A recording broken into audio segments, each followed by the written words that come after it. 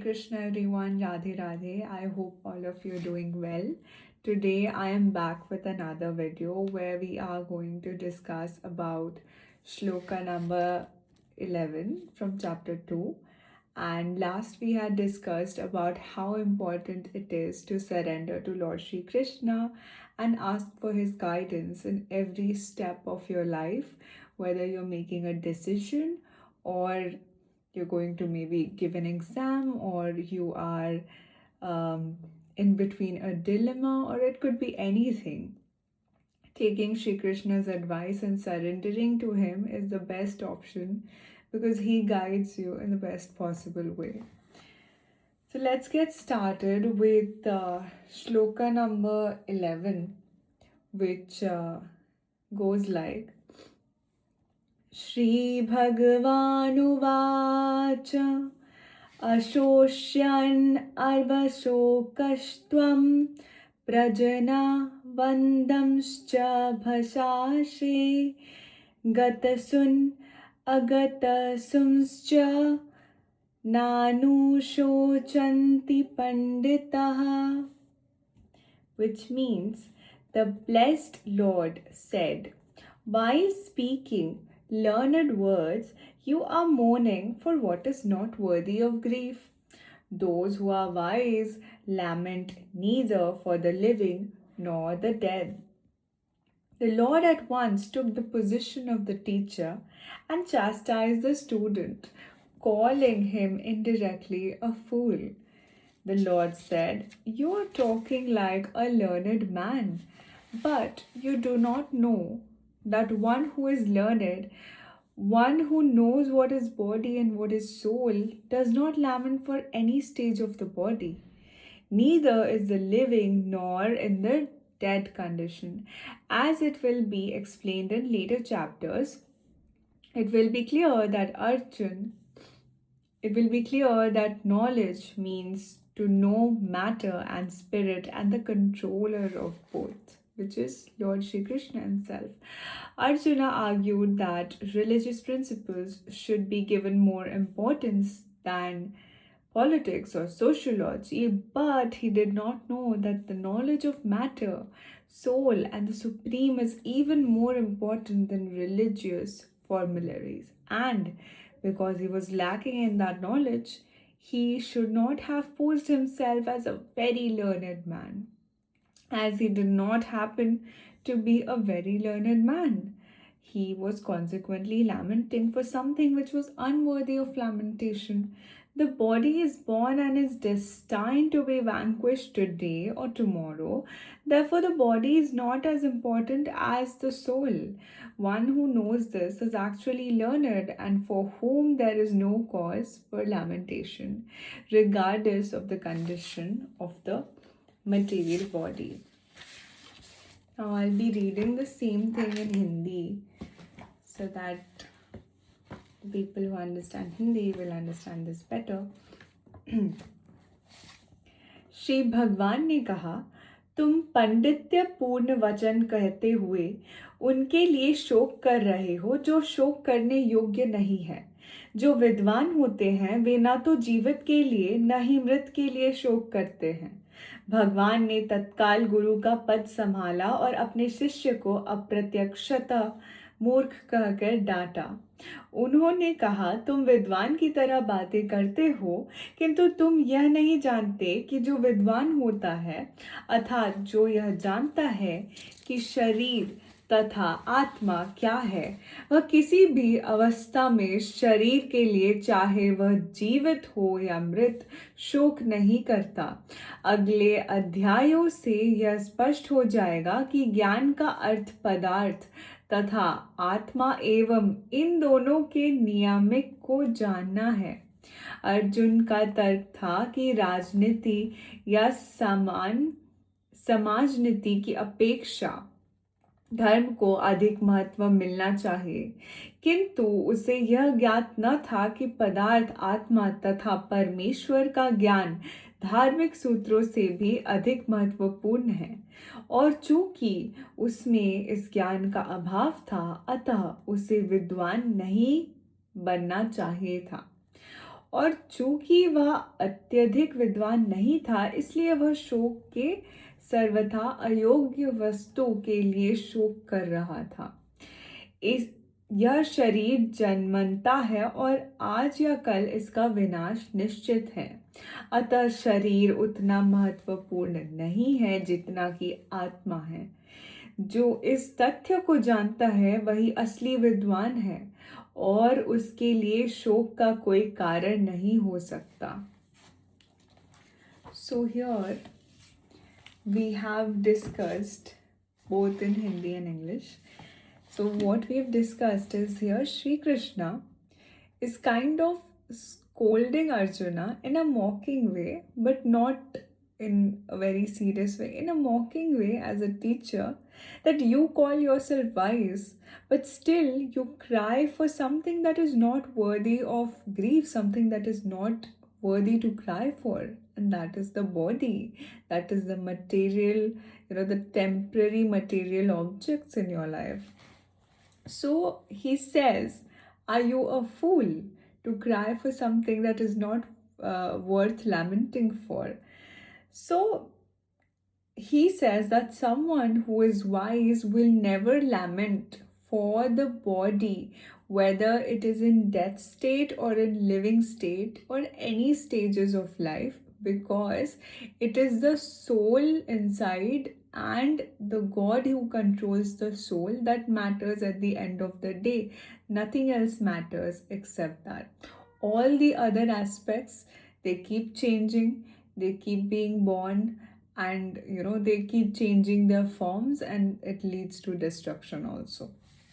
Now what happens is, Krishna is saying to Arjuna that you are talking like a learned man, that you're talking like an intelligent man, but you know the difference of the body, soul, and someone who runs the body and soul, that is God. So someone who understands this difference is a wise man, and that wise man does not lament for any stage of the body, like we discussed now. So actual gyan is to know that what is matter, that is physical body, what is spirit as in the soul, and who is the one who controls it, which is Sri Krishna, the God. So unless we know Sri Krishna, unless we know soul, we actually are not learned enough. That is what Sri Krishna is trying to say. Now Param Gyan is bigger than religious matter or politics or sociology. Any sort of knowledge or subject knowledge is not Gyan. It is not wisdom. It is information, and it can never be compared to the ultimate knowledge or the ultimate truth, that is the Lord Himself. So anyone who lacks this knowledge cannot be called a learned man. They can be well informed, they can be someone who are well read, but they will not be called wise enough. So now what happens is, and hence these learned men can also be extremely foolish. And by this, Sri Krishna is trying to say that foolishness is actually trying to take temporary things way too seriously as if they're permanent, which is Maya, and trying to not understand what lies beyond that, which is the actual permanent thing, that is God Himself in His soul form. So the learned man never laments for anything that keeps changing, because he knows that the form of Maya is ever changing. If something is born, it's going to die. But interestingly, the soul is eternal, so the soul never really dies. So there's nothing to lament for. So this is what Sri Krishna is saying, that if a body, if a structure is born, it will vanquish one day, and it is not as important as the soul, right? So it is very fleeting in nature. So, one who knows this is actually a learned man, and for a learned man, there is no cause of crying no matter what, except for one crying, which is to be able to reach God, to be able to be one with God, or to be able to remember God again. That is the search of a seeker, of a man. We have been given this body for specific purpose, and that main purpose is to realize who we truly are, as in soul ways, and also understand our relationship with God. And once we reach that place, we realize that everything else is so temporary, everything else is ever changing, and nothing affects you, because now you've got an anchor, and that anchor comes from God and the relationship that you have with God. Unless and until you have this anchor, you will be shattered here and there by external forces. Whenever there's a turbulence outside, you will be shattered by it, because you are dependent on something very temporary, I'd say. So instead of that, focusing on God is the most important aspect of this human life. Because after so many years, so many thousands and thousands of years, you get this life of a human being.